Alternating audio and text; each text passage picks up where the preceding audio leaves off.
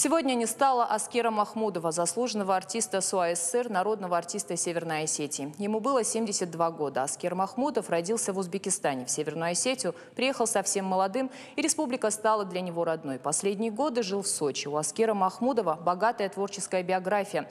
Фирма «Мелодия» выпустила 8 его сольных пластинок. Он пел на одной сцене с Владимиром Высоцким, Муслимом Магомаевым, Иосифом Кобзоном, Львом Лещенко и другими известными артистами. Снимался в музыкальных теле- и кинофильмах «Халан», «Когда поют в Орджоникидзе», «Золотая свадьба».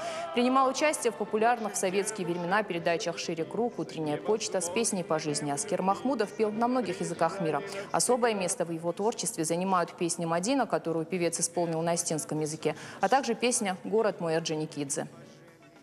Город мой Орджоникидзе, невозможно не влюбиться. Не встречал я краше города, чем ты.